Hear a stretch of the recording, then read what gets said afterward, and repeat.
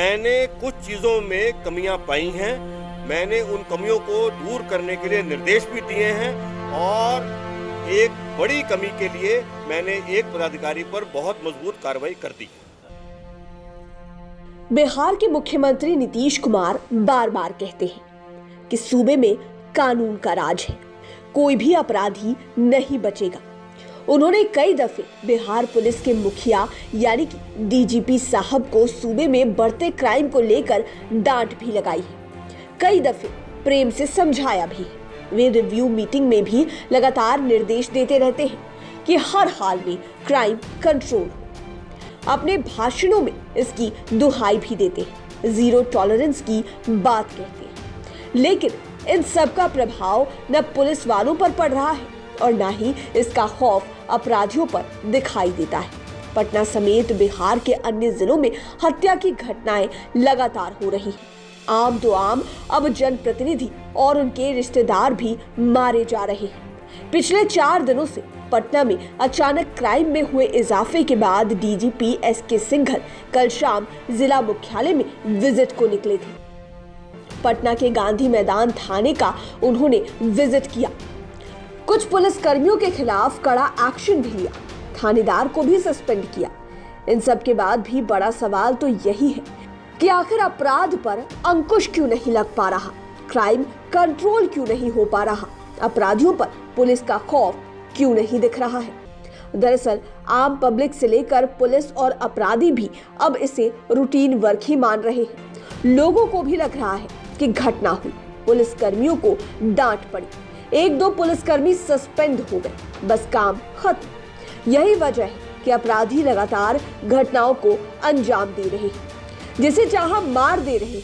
आपको याद ही होगा कि डीजीपी एसके सिंघल इसके पहले पूरे तेवर में तब निकले थे जब पिछले साल विधानसभा कैंपस में शराब की बोतल बरामद होने को लेकर सियासी बवाल मचा था। बोतल बरामदगी को मुख्यमंत्री नीतीश कुमार ने काफी गंभीरता से लिया था। इसके बाद तो ऐसा हंगामा बरपा कि पूछिए ही मत। विधानसभा कैंपस ही कटघरे में खड़ा हो गया, सुरक्षा कर्मियों पर ही उंगली उठने लगी। यह मामला आया गया हो गया।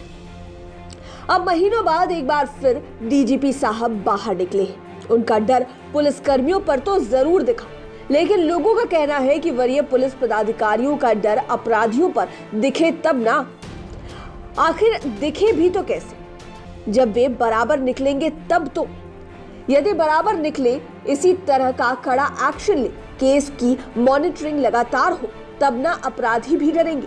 आम लोगों को तो पुलिस से इतना ही मतलब है कि अपराध पर रोकथाम हो। प्रिवेंशन ऑफ क्राइम बहुत जरूरी है। क्राइम होने के बाद अपराधी पकड़े जाएंगे, इस पर तो पुलिस तेजी से काम कर रही है, लेकिन क्राइम हो ही नहीं, इस पर फोकस ही नहीं हो पा रहा है। क्राइम का आंकड़ा देखें तो सप्ताह भर भी नहीं हुआ है जब दानापुर नगर परिषद के उपाध्यक्ष दीपक मेहता को अपराधियों ने घर के सामने ही गोली मार दी और हत्या कर दी। 28 मार्च की वारदात है।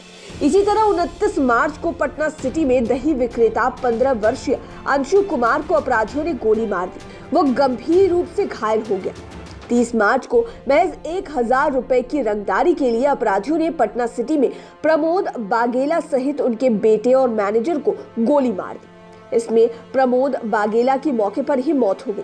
पटना सिटी में ही 31 मार्च को बंदरिया गली में झूला व्यापारी 20 वर्षीय सनी कुमार की हत्या कर दी गई। 31 मार्च को फुलवारी शरीफ में अपराधियों ने मार्बल व्यापारी को गोली मारकर जख्मी कर दिया। यह तो पटना जिले की बात हो गई, और जब पटना का यह हाल है तो बाकी जिलों के बारे में आप सहज अंदाजा लगा सकते हैं। इतना ही नहीं, आज जब तक हम आपको इस स्टोरी को बता रहे हैं तब तक मोतिहारी के छौड़ा दाना में उप प्रमुख के पति को अपराधियों ने गोली मारकर बुरी तरह से जख्मी कर दिया। यह वारदात छौड़ा दानो थाना क्षेत्र के मटर चौक के पास दिन दहाड़े घटी है। पिछले दिनों बांका जिला में भी जनप्रतिनिधि के पति की हत्या अपराधियों ने कर दी थी। आंकड़े तो यह भी बताते हैं कि फरवरी महीने में हत्या की सर्वाधिक 28 घटनाएं पटना में हुई हैं। इसी तरह गया में 15, मोतिहारी में 14, मुजफ्फरपुर और बेगूसराय में 13, भोजपुर में 10, भागलपुर, औरंगाबाद, सीतामढ़ी और मधेपुरा में हत्या के 8 से 10 मामले सामने आए। सबसे हैरानी की बात यह है कि ऐसे संवेदनशील मामलों में अरेस्टिंग भी कम हुई है। अरेस्टिंग कम होने की वजह से पुलिस के प्रति लोगों में असंतोष भी बढ़ा है। इतना ही नहीं, पंचायत चुनाव के बाद से अब तक लगभग आधे दर्जन से अधिक नवनिर्वाचित मुखिया को बदमाशों ने ठोक दिया। कई जनप्रतिनिधियों के रिश्तेदार भी निशाने पर आ गए। इसके बाद ही मुखिया को आर्म्स लाइसेंस के लिए स्वीकृति दी गई। लेकिन इसके साथ ही यह भी बड़ा सवाल है कि जिसके पास न बॉडीगार्ड है और न ही कोई लाइसेंस, उनका क्या होगा। हालांकि फरवरी में हत्या की बढ़ती वारदातों पर डीजीपी ने गहरी नाराजगी जताई थी। उन्होंने पुलिस पदाधिकारियों को हर कीमत पर हत्या की घटनाओं को रोकने का निर्देश दिया था। उन्होंने यह भी कहा था कि हत्या की घटनाओं को रोकने के लिए थाना स्तरीय पुलिस पदाधिकारियों को जिम्मेदार बनाया जाए, अपराधियों की गिरफ्तारी हर हाल में हो। लेकिन मार्च में भी हत्याएं कम नहीं हुई और अब तो अप्रैल आ गया।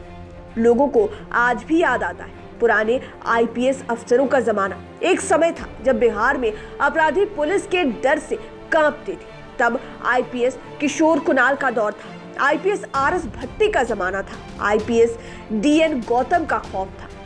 हाल तक में लोगों ने आईपीएस मनु महाराज और कुंदन कृष्णन के एक्शन को देखा है। इन पुलिस अधिकारियों के डर से अपराधी थर-थर कांपते थे। ऐसा ही जलवा पुलिस वालों को एक बार फिर से दिखाना होगा, तभी जीरो टॉलरेंस पर काम होगा, वरना लोग इसी तरह दहशत में जीते रहेंगे और अपराधी लोगों को ठोकते रहेंगे। लाइव सिटीज के लिए राजेश ठाकुर की स्पेशल रिपोर्ट। अगर अभी तक आपने हमारे चैनल को सब्सक्राइब नहीं किया है तो जरूर कर लीजिए। वीडियो फेसबुक पर देख रहे हैं तो पेज को लाइक करें, साथ ही साथ हमें ट्विटर पर जरूर फॉलो करें। धन्यवाद। मैं ये कह रहा हूं कि हमारे वरीय पदाधिकारी वो थानों में ज़रूर जाएंगे, वो लोगों से भी और ज़्यादा मिलेंगे और थानों की फंक्शनिंग में ज़्यादा से ज़्यादा जो सुधार जो संभव है वो किया जाएगा।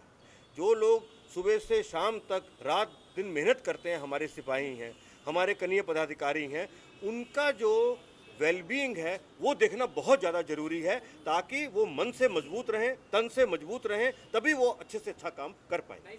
मैंने कुछ चीज़ों में कमियां पाई हैं, मैंने उन कमियों को दूर करने के लिए निर्देश भी दिए हैं और एक बड़ी कमी के लिए मैंने एक पदाधिकारी पर बहुत मजबूत कार्रवाई कर दी है। रिकॉर्ड्स की अद्यतन स्थिति हर हालत में रखनी चाहिए और वो अगर कमी रह जाती है तो उससे उसका नेगेटिव जो असर है वो हमारे नागरिकों पे पड़ता है और हमारी पुलिस की छवि पे पड़ता है। इन सब चीज़ों को देखने के लिए और इसमें सुधार लाने के लिए और अपने अधीनस्थों से बात करने के लिए, उन्हें कोई दुख तकलीफ है वो सुनने के लिए और किस तरह से चीज़ों को और अच्छा बनाया जाए, इन सब के मद्देनजर मैं यहाँ थाने पर आया हूँ और मैं यहाँ गांधी मैदान थाने पर भी आया हूँ और साथ में मैं ट्रैफिक थाने में भी गया था। जो हमारा ट्रैफिक थाना है उसकी भी कुछ बुनियादी दिक्कतें हैं, उन दिक्कतों को भी दूर जो है वह किया जाए।